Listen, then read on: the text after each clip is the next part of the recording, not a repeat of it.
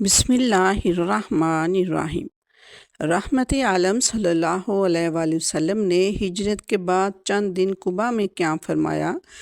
قباء کے قیام میں ایک دن حضور اپنے چند جانساروں کے درمیان رونق افروز تھے اور کھجوریں تناول فرما رہے تھے کہ اتنے میں میانہ قد، گھنی داڑھی اور نہایت سرخ چہرے والے ایک صاحب اچانک مجلس نبوی میں وارد ہوئے۔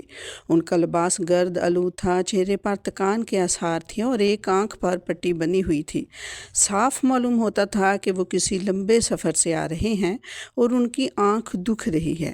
ان صاحب نے سرور عالم اور دوسرے حاضرین مجلس کو سلام کیا اور پھر بغیر کچھ کہے سنے کھجوروں کے شغل میں شریک ہو گئے۔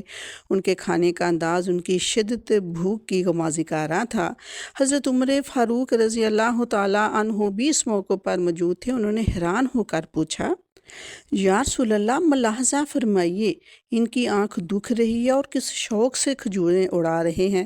چونکہ آشوب چشم کی حالت میں کھجور کھانا مضر ہوتا ہے، اس لیے حضور نے بھی ان صاحب سے مخاطب ہو کر فرمایا، سبحان اللہ، تمہاری آنکھ آئی ہے اور کھجوریں کھا رہے ہو؟ ان صاحب نے عرض کیا، یا رسول اللہ، میں اس آنکھ کی طرف سے کھا رہا ہوں جو اچھی ہے۔ ان کا جواب سن کر سرور عالم صلی اللہ علیہ وآلہ وسلم اس قدر ہنسے کہ دندان مبارک کا نور ظاہر ہونے لگا۔ کھجوروں سے فارغ ہو کر وہ صاحب حضرت ابوبکر صدیق رضی اللہ تعالیٰ عنہ کی طرف متوجہ ہوئے اور کہا، واہ صاحب واہ، آپ خود تو رسول اللہ کے ہمراہ آ گئے اور مجھے ساتھ نہ لیا۔ پھر حضور کی خدمت میں عرض کی، یا رسول اللہ، میرے ماں باپ آپ پر قربان، آپ نے بھی اس عاجز کا خیال نہ فرمایا۔ میں مکہ میں تنہا رہ گیا اور قریش مجھ پر چڑھ دوڑے۔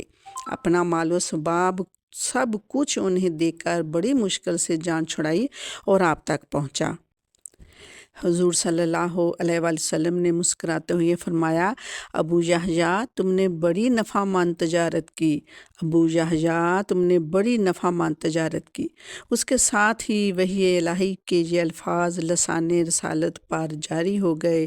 سورہ بقرہ کی آیت ہے، ترجمہ ہے، لوگوں میں بعض ایسے بھی ہیں جو اپنی جانیں اللہ کی رضا کے لیے بیچ دیتے ہیں اور اللہ اپنے بندوں پر بڑا مہربان ہے۔